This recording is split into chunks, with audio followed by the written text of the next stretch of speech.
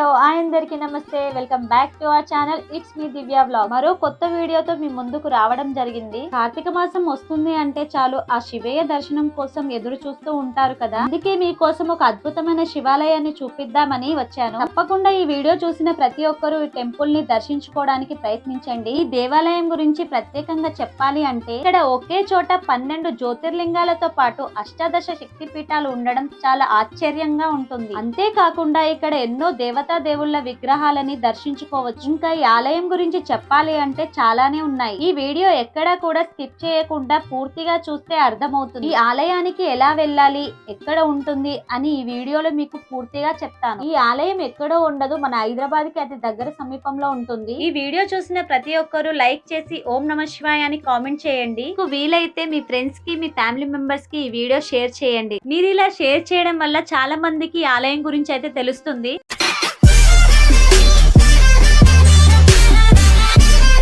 Friends, ఈ temple Hyderabad కి just 20 kilometres distance లో ఉంటుంది, నియర్ బై గట్కేసర్. నేను ప్రెసెంట్ నారపల్లి నుంచి మీకు లొకేషన్ చూపిస్తున్నాను. నారపల్లి ఏషియన్ థియేటర్ దాటగానే జోడిమెట్ల సర్కిల్ వస్తుంది. అక్కడి నుండి లెఫ్ట్ తీసుకుంటే ఈ టెంపుల్ వెళ్తాము. మీరు ఉప్పల్ నుండి వస్తే జస్ట్ 7 కిలోమీటర్స్ దూరంలో జోడిమెట్ల వస్తుంది. ఫ్రెండ్స్ చూడండి, ప్రెసెంట్ జోడిమెట్ల సర్కిల్ దగ్గరికి వచ్చాము. ఈ లొకేషన్ ఒకసారి క్లియర్ గా చూసుకోండి. ఈ కనిపిస్తున్న బోర్డు వైపు రోడ్ ఉంది కదా, ఇటు వైపు జస్ట్ 1.5 కిలోమీటర్ వెళ్తే పోచారం విలేజ్ వస్తుంది. మీరు బస్ నుండి రావాలి అనుకుంటే సికింద్రాబాద్ నుండి, హైదరాబాద్ నుండి గట్కేసర్ బస్ ఎక్కితే జోడిమెట్లకి స్టాప్ ఉంటుంది. జోడిమెట్ల నుండి పోచారం విలేజ్ కి ఆటోస్ ఎనీ టైం అవైలబుల్ ఉంటాయి. బస్సెస్ కూడా అవైలబుల్ ఉంటాయి, కానీ వాటికి టైమింగ్స్ ఉంటాయి. మీరు మీ ఓన్ వెహికల్ నుండి చాలా ఈజీగా ఈ టెంపుల్ కి రీచ్ అవ్వచ్చు. ఫ్రెండ్స్ చూస్తున్నారు కదా, పోచారం విలేజ్ కి చేరుకున్నాము. ఈ కనిపిస్తున్న వై జంక్షన్ నుండి లెఫ్ట్ తీసుకుంటే 300 మీటర్స్ దూరంలో ఈ టెంపుల్ కి చేరుకుంటాము. ఈ కనిపిస్తున్న వాటర్ ట్యాంక్ ల నుండి ముందుకు వెళ్తే మనం వెళ్ళబోయే శివాలయం టెంపుల్ రైట్ సైడ్ ఉంటుంది. ఇక్కడ లెఫ్ట్ సైడ్ మరో అమ్మవారి టెంపుల్ కూడా ఉంటుంది. మీరు శివాలయం టెంపుల్ కి వచ్చినప్పుడు ఈ టెంపుల్ ని కూడా దర్శనం చేసుకోండి. ఇక్కడి నుండి రైట్ తీసుకొని లెఫ్ట్ తీసుకుంటే టెంపుల్ ముందుకి వెళ్తాము. ఈ కనిపిస్తున్న ప్లేస్ మొత్తం పార్కింగ్. నేను లాస్ట్ ఇయర్ శివరాత్రి రోజు అయితే ఈ టెంపుల్ కి వచ్చాను. చాలా క్రౌడ్ అయితే ఉంది. ఈ పార్కింగ్ మొత్తం వెహికల్స్ తో అయితే నిండిపోయింది. ఇక్కడ మహాశివరాత్రి మరియు కార్తీక మాసంలో అయితే చాలా పెద్ద ఎత్తున ఉత్సవాలు, పూజలు అయితే జరుగుతాయి. అప్పుడైతే ఇక్కడ అత్యంత జనసాంద్రత అయితే ఉంటుంది. మనం కాలు పెట్టడానికి కూడా స్థలం ఉండదు. ఫ్రెండ్స్ మీరు అందరు ఈ టెంపుల్ మీద అయితే ఒకసారి అయితే బయట నుండి చూడండి. చూడడానికి ఎంత బాగుంది కదా, చుట్టూ చెట్లు, చెట్ల మధ్యలో గుడి. ప్రతి ఆలయానికి క్షేత్రపాలకుడిగా ఒకరు ఉంటారు కదా, ఈ ఆలయానికి అయితే ఆంజనేయ స్వామి క్షేత్రపాలకుడిగా ఉన్నారు. ఈ ఆలయం గురించి చెప్పాలి అంటే ఈ శివాలయం కంటే ముందే గత సుమారు 150 సంవత్సరాల క్రితం ఈ ఆంజనేయ స్వామి గుడిని నిర్మించారు. టెంపుల్ లోపలికి అయితే వెళ్దాం. ఇక్కడ ఈ ఆంజనేయ స్వామి గురించి చెప్పాలి అంటే అన్ని ఆంజనేయ స్వామి గుడిలో ఉన్నట్లు కాకుండా ఈ ఆంజనేయ స్వామి శంకు చక్రాలు మరియు సూర్యచంద్రులతో అయితే కొలువై ఉంటారు. ఈ ఆంజనేయ స్వామిని చూస్తే ఎక్కడా కూడా చూడనటువంటి డిఫరెంట్ గా ఉంటారు. మీరు ఇక్కడ ఒకటి గమనించారో లేదో, శివుడికి ముందు నందీశ్వరుడు ఎలా ఉంటారో ఈ ఆంజనేయ స్వామి ముందు ఒంటె ఉండటం నేను మొదటిసారి చూస్తున్నాను. మీకు ఎవరికైనా తెలిస్తే కామెంట్ చేయండి. మీరు అందరూ కూడా ఈ ఆంజనేయ స్వామిని అయితే దర్శనం చేసుకోండి. ఈ ఆంజనేయ స్వామి అనుగ్రహం మీ అందరి మీద ఉండాలని ఆశిస్తున్నాను. ఇక్కడ నా దర్శనం అయితే కంప్లీట్ అయిపోయింది. మెయిన్ టెంపుల్ లోకి అయితే వెళ్దాం రండి.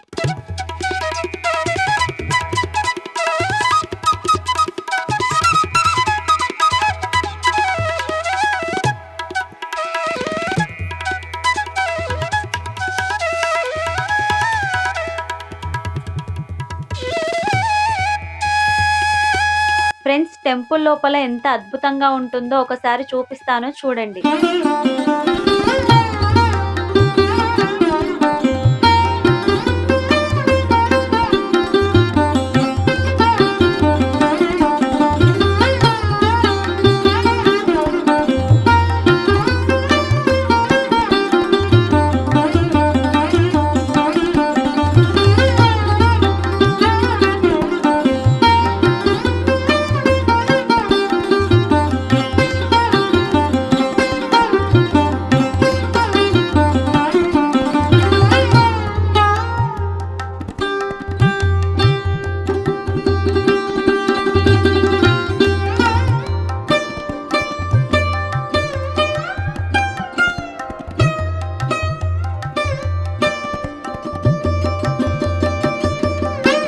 ఫ్రెండ్స్ చూసారు కదా టెంపుల్ ఎంత అద్భుతంగా ఉందో. ఫ్రెండ్స్ ఇప్పుడు వచ్చేది కార్తీక మాసం కాబట్టి వచ్చే భక్తులందరూ స్వామివారికి దీపారాధన చేయడానికి ఇక్కడ పెద్ద స్టాండ్ అయితే ఏర్పాటు చేశారు. ఇక్కడ దీపారాధన కోసం చాలా మంది వస్తారు. ఇక్కడ టెంపుల్ కి ఎదురుగా చాలా పెద్ద ధ్వజస్తంభం ఉంది. ఒకసారి ధ్వజస్తంభాన్ని పైకి చూడండి, ఆకాశాన్ని తగులుతున్నట్టుగా ఎంత అద్భుతంగా ఉంది. మనం ఎప్పుడు ఏ టెంపుల్ కి వెళ్ళినా సరే ప్రదక్షిణలు చేస్తేనే మనసుకు మనశ్శాంతిగా ఉంటుంది. చాలా మంది పెద్ద టెంపుల్లకు వెళ్తున్నప్పుడు ప్రదక్షిణలు చేయకుండానే వెళ్తుంటారు. ఇలా ప్రదక్షిణలు చేసే అవకాశం ఉన్నప్పుడు ప్రదక్షిణలు చేస్తేనే బాగుంటుంది కదా. నేను ఈ టెంపుల్ కి చాలా సార్లు వచ్చాను. నేను ఎప్పుడు వచ్చిన ప్రదక్షిణలు అయితే చేసుకుంటాను. మీరు కూడా ఈ టెంపుల్ కి వచ్చినప్పుడు ఆ శివనామం తలుచుకుంటూ ప్రదక్షిణలు అయితే చేయండి. ఇప్పుడు టెంపుల్ లోపలికి వెళ్దాం రండి.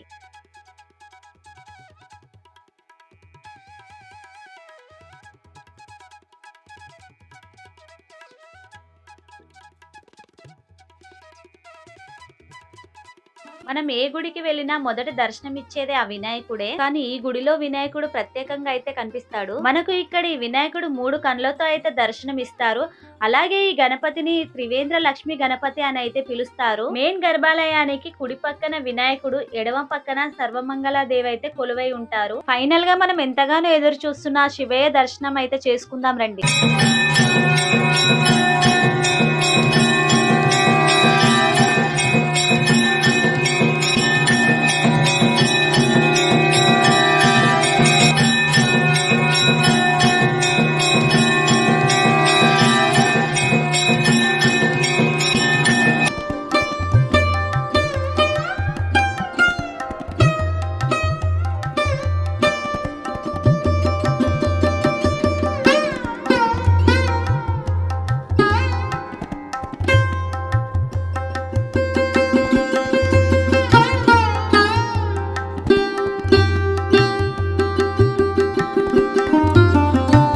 ఆ స్వామివారి దర్శనం అయితే కంప్లీట్ అయిపోయింది. ఇక్కడికి రాలేని వారు ఎవరైనా ఉన్నట్టయితే మీరు కూడా ఆ స్వామివారిని అయితే దర్శనం చేసుకోండి. టెంపుల్ కి దగ్గరగా ఎవరైనా ఉన్నట్టయితే నేరుగా వచ్చి దర్శనం అయితే చేసుకోండి. ఇప్పుడు పక్కనే ఉన్న సర్వమంగళాదేవి దర్శనం చేసుకుందాం రండి. ఈ అమ్మవారికి కూడా ఒక ప్రత్యేకత ఉంది. అది ఏంటి అంటే సంతానం లేని వారికి సంతానం కలిగిస్తుంది, వ్యాపార వృత్తి అభివృద్ధి చెందుతుంది. ఈ అమ్మవారిని నమ్ముకున్న వారికి కొంగు బంగారమై నిలుస్తుంది. ఫ్రెండ్స్, ఈ నందీశ్వరిని చూస్తున్నారు కదా ఎంత పెద్దగా ఉన్నారో. మన హైదరాబాద్ శివాలయ ఇంత పెద్ద నందీశ్వరిని అయితే నేను ఎక్కడా కూడా చూడలేదు. ఇప్పుడు ఈ టెంపుల్ ని లోపల మొత్తం మరొకసారి చూపిస్తాను చూడండి. ఆ స్వామివారి దర్శనం మరొకసారి చేసుకోండి.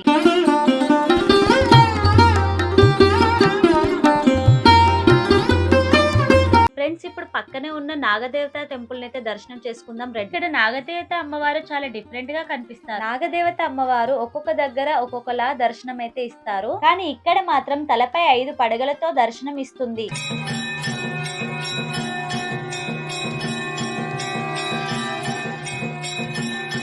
ఒకసారి అమ్మవారి వెనకాల ఏమున్నాయో చూపిస్తాను రండి. చూస్తున్నారు కదా ఇక్కడ ఎంత పెద్ద రాగి చెట్టు ఉందో. ఇక్కడ భక్తులు వాళ్ళ కోరికలను ఇలా ముడుపుల రూపంలో అయితే కట్టారు. ఈ ముడుపులను చూస్తేనే అర్థం అవుతుంది ఇక్కడికి ఎంత మంది భక్తులు వస్తున్నారో అని. ఇక్కడ ఈ అమ్మవారి దగ్గర చాలా ప్రశాంతంగా అనిపించి 2 నిమిషాలు అయితే అలా కూర్చున్నాను. అలాగే ఇప్పుడు పక్కనే ఉన్న జంటనాగుల విగ్రహాలను సందర్శించండి. అలాగే ఇప్పుడు పక్కనే ఉన్న దేవతా దేవుళ్ళ విగ్రహాలను దర్శనం చేసుకుందాం రండి.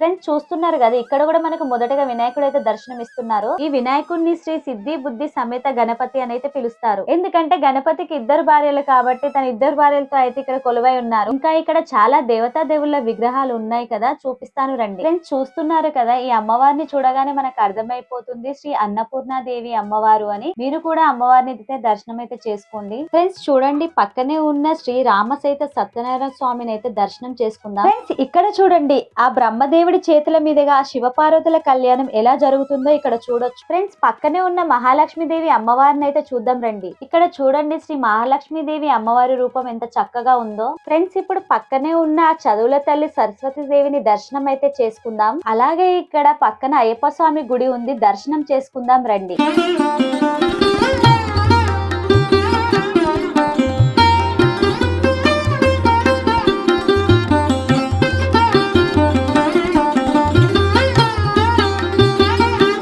చూడండి ఇక్కడ ఈ పడిమెట్లని. ఇప్పుడు వచ్చేది కార్తీక మాసం కాబట్టి ఇక్కడైతే అయ్యప్ప స్వామి పడి పూజలు అయితే చాలా ఘనంగా జరుగుతాయి. ఫ్రెండ్స్ ఇప్పుడు పక్కనే ఉన్న దత్తాత్రేయ స్వామిని దర్శనం చేసుకుందాం రండి.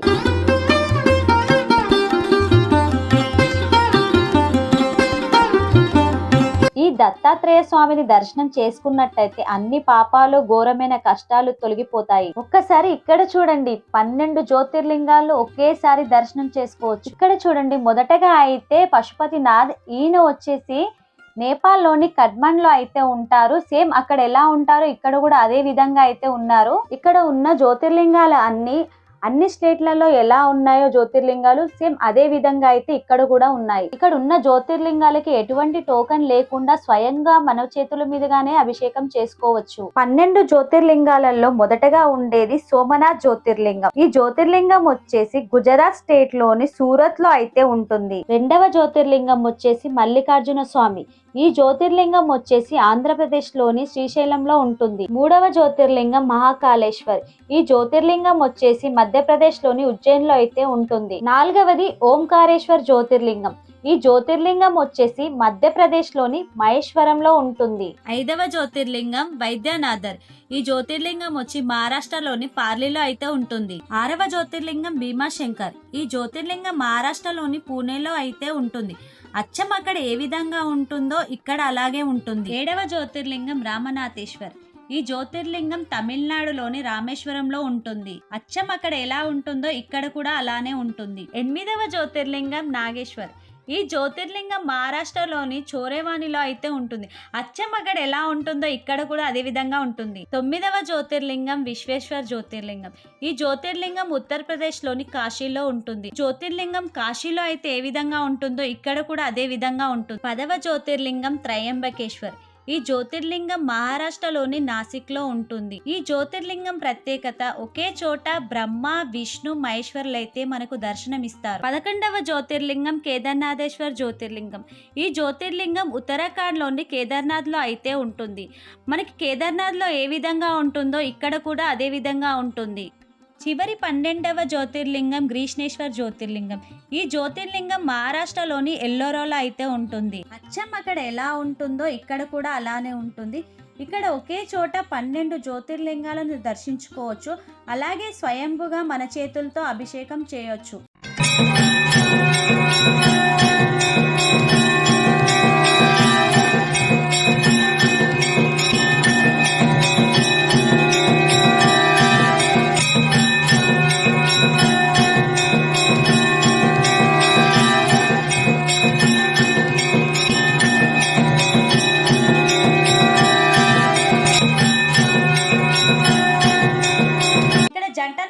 విగ్రహాలు ఉన్నాయి, దర్శనం చేసుకోండి. ఇక్కడ పక్కనే ఉన్న సుబ్రహ్మణ్య స్వామిని దర్శనం చేసుకుందాం రండి.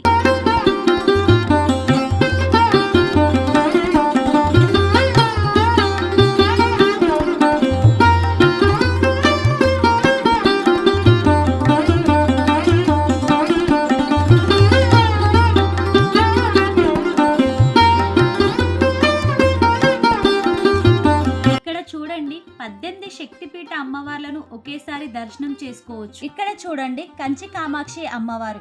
ఈ అమ్మవారి శక్తిపీఠం తమిళనాడులోని కంచిలో ఉంటుంది. ఇక్కడ చూడండి, చాముండేశ్వరి అమ్మవారు. ఈ అమ్మవారి శక్తిపీఠం మైసూర్లో ఉంటుంది. ఇక్కడ చూడండి, శంకరిదేవి అమ్మవారు. ఈ అమ్మవారి శక్తిపీఠం శ్రీలంకలో ఉంటుంది. ఇప్పుడు మనం చూస్తున్న అమ్మవారు శుంకలాదేవి. ఈ అమ్మవారి యొక్క శక్తిపీఠం వెస్ట్ బెంగాల్లో ఉంటుంది. ఇప్పుడు మనం చూస్తున్న అమ్మవారు జోగులాంబాదేవి. ఈ అమ్మవారి యొక్క శక్తిపీఠం తెలంగాణలోని అలంపూర్లో ఉంటుంది. ఇప్పుడు మనం చూస్తున్న అమ్మవారు గిరిజాదేవి. ఈ అమ్మవారి యొక్క శక్తిపీఠం ఒడిస్సాలోని జైపూర్లో ఉంటుంది. ఇప్పుడు మనం చూస్తున్న అమ్మవారు భ్రమరాంబికాదేవి అమ్మవారు. ఈ అమ్మవారి యొక్క శక్తిపీఠం ఆంధ్రప్రదేశ్ లోని శ్రీశైలంలో ఉంటుంది. ఇక మీ అందరికీ తెలిసిందే ఈ అమ్మవారు మహాకాళి అని. ఈ అమ్మవారి యొక్క శక్తిపీఠం మధ్యప్రదేశ్ లోని ఉజ్జయిన్ లో ఉంటుంది. ఇప్పుడు చూస్తున్న అమ్మవారు మంగళ గౌరి. ఈ అమ్మవారి యొక్క శక్తిపీఠం బీహార్ లోని గయాలో ఉంటుంది. ఇప్పుడు చూస్తున్న అమ్మవారు కామాఖ్యాదేవి. ఈ అమ్మవారు చాలా పవర్ఫుల్. ఈ అమ్మవారి యొక్క శక్తిపీఠం అస్సాంలో ఉంటుంది. ఇక్కడ ఈ అమ్మవారిని చూస్తున్నారు కదా, ఏకవీరికాదేవి. ఈ అమ్మవారి యొక్క శక్తిపీఠం మహారాష్ట్రలోని మహూర్లో ఉంటుంది. ఇక్కడ కనిపిస్తున్న అమ్మవారు మాధవేశ్వరి. ఈ అమ్మవారి యొక్క శక్తిపీఠం ఉత్తరప్రదేశ్ లోని ప్రయాగ్లో ఉంటుంది. ఇక్కడ చూస్తున్న అమ్మవారు కాశీ విశాలాక్షి. ఈ అమ్మవారి యొక్క శక్తి పీఠం ఉత్తరప్రదేశ్ లో ఉంటుంది. ఇప్పుడు చూస్తున్న అమ్మవారు సరస్వతి దేవి. ఈ అమ్మవారి యొక్క శక్తి పీఠం జమ్మూ కాశ్మీర్ లో ఉంటుంది. ఇక్కడ కనిపిస్తున్న అమ్మవారు వైష్ణవి దేవి. ఈ అమ్మవారి యొక్క శక్తి పీఠం హిమాచల్ ప్రదేశ్ లో ఉంటుంది. ఇప్పుడు చూస్తున్న అమ్మవారు మాణిక్యం దేవి. ఈ అమ్మవారి యొక్క శక్తి పీఠం ఆంధ్రప్రదేశ్ లోని ద్రాక్షారామంలో ఉంటుంది. ఇక్కడ కనిపిస్తున్న అమ్మవారు పురు ఉతిక. ఈ అమ్మవారి యొక్క శక్తి పీఠం ఆంధ్రప్రదేశ్ లోని పిఠాపురంలో ఉంటుంది. ఇప్పుడు చూస్తున్న అమ్మవారు మహాలక్ష్మి బాయ్. ఈ అమ్మవారి యొక్క శక్తి పీఠం మహారాష్ట్రలోని కొల్లాపూర్ లో ఉంటుంది. ఫ్రెండ్స్ ఇక్కడ చూడండి, మనం ఇప్పుడు చూస్తుంది కాలభైరవేశ్వర స్వామి. ఫ్రెండ్స్ ఇక్కడ చూడండి, మనం ఇప్పుడు చూస్తున్నది యజ్ఞశాల. ఇక్కడే స్వామివారికి సంబంధించిన యజ్ఞాలు హోమాలు రెగ్యులర్ గా జరుగుతుంటాయి. ఇక్కడ పూజారులు హోమాలు యజ్ఞాలు ఎంతో అద్భుతంగా చేస్తారు. ఇక్కడ పర్సనల్ గా ఎవరైనా హోమాలు యజ్ఞాలు చేయించుకోవాలనుకుంటే అవి కూడా చేయించుకోవచ్చు. ఫ్రెండ్స్ ఇప్పుడు మీకు అర్ధనారీశ్వర స్వామిని చూపిస్తాను రండి. ఇంతసేపు మీరు టెంపుల్ లోపల చూశారు కదా ఎంత అద్భుతంగా ఉందో. ఇప్పుడు ఒకసారి టెంపుల్ చుట్టుపక్కల వాతావరణం చూద్దాం రండి. చుట్టూ పంట పొలాల మధ్యలో పచ్చని వాతావరణంలో అయితే టెంపుల్ ఉంటుంది. ఇక్కడ మీరు చూస్తున్నారు కదా, కోనేరులో అయితే అర్ధనారీశ్వర స్వామి కొలువై ఉన్నారు. చూడటానికి ఎంత అద్భుతంగా ఉందో కదా.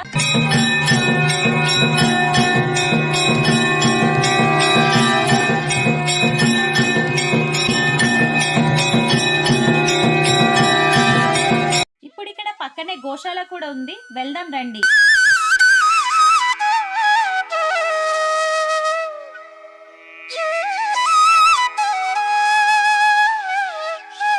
నేను లాస్ట్ టైం వచ్చినప్పుడు చాలానే ఆవులు ఉండే, అవి ఇప్పుడు ఇక్కడ లేవు. మేతకి బయటికి తీసుకెళ్లారనుకుంటా.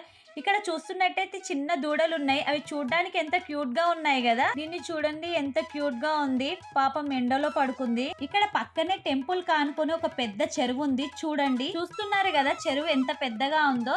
ఇందులో అయితే చాలానే చేపలు ఉన్నాయి. మీరు ఈ టెంపుల్ కి ఫ్యామిలీతో వచ్చినట్టయితే పిల్లలు ఈ చుట్టుపక్కల వాతావరణాన్ని చూసి చాలా సంతోషంగా ఫీల్ అవుతారు. ఫ్రెండ్స్ ఈ వీడియో చివరి వరకు చూసిన వారందరికీ థ్యాంక్ యూ సో మచ్. మన ఛానల్ ని కొత్తగా చూస్తున్న వారందరూ ప్లీజ్ సబ్స్క్రైబ్ అయితే చేసుకోండి. అలాగే మన ఛానల్లో ఉన్న వీడియోస్ అన్నిటిని చూసి ఒక లైక్ అయితే కొట్టండి. మీరు ఇచ్చే లైక్ నాకు ఎంతగానో యూజ్ అవుతుంది. ఈ టెంపుల్ వ్లాగ్ మీకు నచ్చింది అనుకుంటున్నాను. ఈ వీడియో చూసిన ప్రతి ఒక్కరూ లైక్ చేసి ఓం నమః శివాయ అని కామెంట్ చేసి వెళ్తూ మన ఛానల్ ని సబ్స్క్రైబ్ చేసుకోండి.